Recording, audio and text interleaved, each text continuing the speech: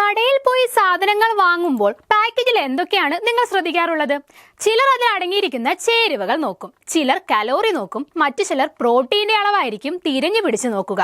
എന്നാൽ നമ്മൾ ആരും നോക്കാൻ മറക്കാത്ത ഒന്നേ ഒന്നുള്ളൂ, അത് എക്സ്പയറി ഡേറ്റ് ആയിരിക്കും. ഡേറ്റ് കഴിഞ്ഞ സാധനമാണെങ്കിൽ ആ പരിസരത്തേക്ക് നമ്മൾ പോകാറില്ല.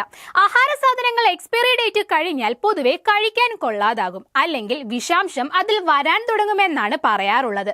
പഴകിയ ആഹാരം കഴിച്ചാൽ നമുക്ക് പല ആരോഗ്യ പ്രശ്നങ്ങളും സംഭവിക്കാറുണ്ട്.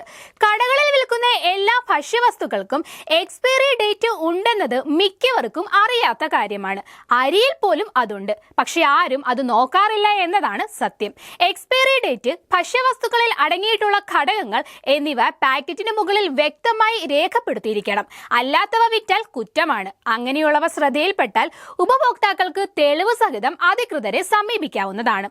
പ്രത്യേക പരീക്ഷണ നിരീക്ഷണങ്ങൾക്ക് ശേഷമാണ് നിർമ്മാതാക്കൾ ഒരു ഉൽപ്പന്നത്തിന് എക്സ്പയറി ഡേറ്റ് നിശ്ചയിക്കുന്നത്.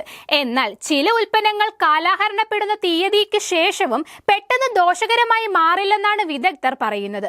അതായത് കാലാവധി കഴിഞ്ഞ ബിസ്ക്കറ്റ് പാക്കറ്റിലുള്ള ബിസ്ക്കറ്റുകൾക്ക് കറുമുറുപ്പ്, അതായത് ക്രഞ്ച് നഷ്ടപ്പെടും. ഒപ്പം പഴകിയതിന്റെ ഭാഗമായുള്ള ഒരു അരുചിയും ഉണ്ടാകും. അതിനാൽ തന്നെ ആരും അത് കഴിക്കാൻ ഇഷ്ടപ്പെടില്ല. കാലാവധിയുടെ കാര്യത്തിൽ ഏറ്റവും ശ്രദ്ധിക്കേണ്ടത് പാൽ, മാംസം, മുട്ട എന്നിവയാണ്. നിശ്ചിത തണുപ്പിലാണ് ഇവ സൂക്ഷിക്കേണ്ടത്. എന്നാൽ ഒട്ടുമിക്ക കടകളിലും ഇത്തരത്തിൽ സൂക്ഷിക്കാറില്ല എന്നതാണ് സത്യം. പാല് സൂക്ഷിക്കുന്ന ഫ്രീസർ ഒരു ദിവസം പല പ്രാവശ്യം തുറക്കുന്നതിനാൽ താപനിലയിൽ വ്യത്യാസം ഉണ്ടാകാനുള്ള സാധ്യത ഏറെയാണ്. അതിനാൽ കാലഹരണപ്പെടുന്ന തീയതിക്ക് മുൻപ് തന്നെ ഉപയോഗിക്കുന്നത് അവസാനിപ്പിക്കുകയാണ് നല്ലത്. മുട്ടയ്ക്ക് എക്സ്പയറി ഡേറ്റ് ഉള്ള കാര്യം ഭൂരിപക്ഷത്തിനും അറിയില്ല. സൂപ്പർ മാർക്കറ്റുകളിലും കടകളിലും നിശ്ചിത എണ്ണം മുട്ടകൾ പാക്കറ്റിലാക്കിയാണ് വിൽക്കാൻ വെച്ചിട്ടുള്ളത്.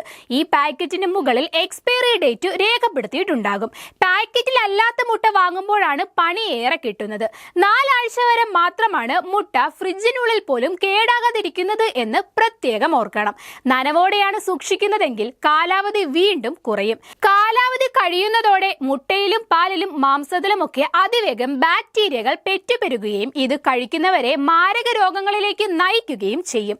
നമ്മുടെ നിത്യാഹാരമായ അരിക്കും എക്സ്പയറി ഡേറ്റ് ഉണ്ട്. എന്നാൽ ഇത് കടയുടമകൾക്ക് പോലും അറിയില്ല. വലിയ ചാക്കുകളിലും 5 കിലോ 10 കിലോ പാക്കറ്റുകളിലും എക്സ്പയറി ഡേറ്റ് കൃത്യമായി രേഖപ്പെടുത്തിയിട്ടുണ്ടാകും. സാധാരണയായി പാക്ക് ചെയ്യുന്ന തീയതി മുതൽ 18 മാസം വരെയായിരിക്കും കാലാവധി. ഇത്രയും നാൾ അരിച്ചാക്കുകൾ വിറ്റുപോകാതെ കടയിൽ ഇരിക്കാറില്ല എന്നതാണ് കടയുടമകൾ പറയുന്നത്. എന്നാൽ ചെറിയ പാക്കറ്റുകൾ വാങ്ങുമ്പോൾ കൃത്യമായി നോക്കി വാങ്ങാൻ മറക്കരുത്. പയർവർഗ്ഗങ്ങൾ, പാസ്ത, അരി തുടങ്ങിയവ വരണ്ടതും വായു സഞ്ചാരമുള്ളതുമായ മുറികളിൽ സൂക്ഷിച്ചാൽ അവയുടെ കാലഹരണ തീയതിക്ക് അപ്പുറം നന്നായി നിലനിൽക്കുമെന്നതാണ് മുംബൈയിൽ നിന്നുള്ള കൺസൾട്ടന്റ് ക്ലിനിക്കൽ ഡയറ്റീഷ്യൻ പൂജ ഷാ ഭാവെ പറയുന്നത്.